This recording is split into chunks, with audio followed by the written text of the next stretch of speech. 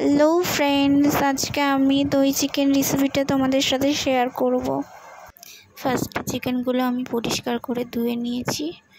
এবারে আমি লঙ্কার গুঁড়ো, হলুদ, লবণ, জিরের গুঁড়ো আর টক দই দিয়ে ভালো করে ম্যারিনেট করে রেখে দেবো। ভালো করে মাখবো যাতে ম্যারিনেট করলে সব মশলাগুলো তার ভেতরে ঢুকে যেতে পারে। ম্যারিনেট করা হয়ে গেছে, এবারে আমি এটাকে ঢেকে ফ্রিজে কিছু সময়ের জন্য রেখে দেবো। আলু কেটে রেখেছি, এগুলো আমি লাল লাল করে ভেজে নেব। দেখো, তোমরা চাইলে কিন্তু আলু নাও দিতে পারো, কিন্তু আমার বাড়িতে যেহেতু আলু খেতে খুব ভালোবাসে মাংসের আলুটা, সেই জন্য আমি কিন্তু মাংস রান্না করলে আলু দিই। দেখো, আমার কিন্তু লাল লাল করে আলু ভাজা হয়ে গেছে। এবার এটাকে আমি তুলে নেব। দেখো, আমি কিন্তু পেঁয়াজ কুচি কেটে নিয়েছি, আর এখানে আমি মশলা করেছি কাঁচা লঙ্কা, আদা আর রসুনের পেস্ট করে নিয়েছি। তারপর আমি পেঁয়াজগুলো তেলে ছেড়ে দেবো আর একটু ব্রাউন করে ভাজবো।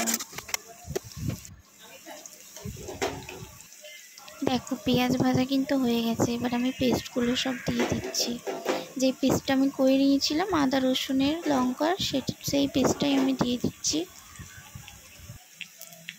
এবারে কিন্তু এটাকে ভালো করে তেলে ভেজে নিতে হবে, না হলে না কাঁচা আদা রসুনের গন্ধ ছাড়বে।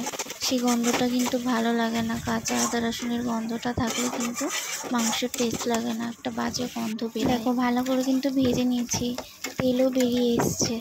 এবারে আমি মাংসটাকে এর মধ্যে দিয়ে দেবো।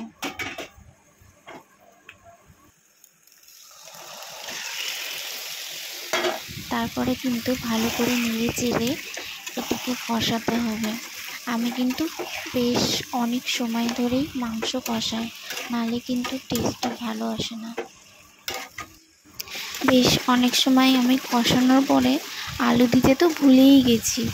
এবারে আমি আলুগুলো সব দিয়ে দেবো, দিয়ে আরও অনেকক্ষণ বেশ কিছু সময় ধরেই আমি কষাবো, নাহলে না আলুটা সেদ্ধ হবে না আর খেতে ভালোও লাগবে না।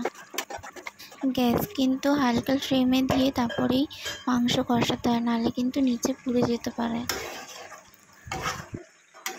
একটু নেড়ে চেড়ে ঢাকা দিয়ে দিয়ে রান্নাটা করবে, কষাবে, তাহলে দেখবে চিকেনটা বেশি টেস্টি হয়। কষানো কিন্তু আমার কমপ্লিট। এবার আমি কিছুটা জল দিয়ে ফোটাবো, ফুটিয়ে একটু ঢেকে রেখে তারপরে আমি গরম মশলা ছড়িয়ে দিয়ে মাংসটা তুলে নেব। গরম গরম সার্ভ করব, তাহলে কিন্তু ভালোই লাগবে খেতে।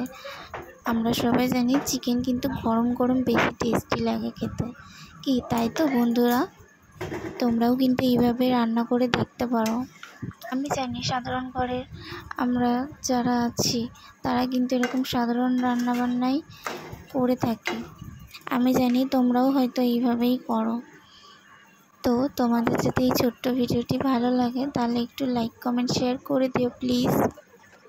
কলাই ডালের বড়ি, শুকতুনি চচ্চড়ি, বাঙালি খাহে মোগলাই, মাদ্রাসি ভুরি ভুরি।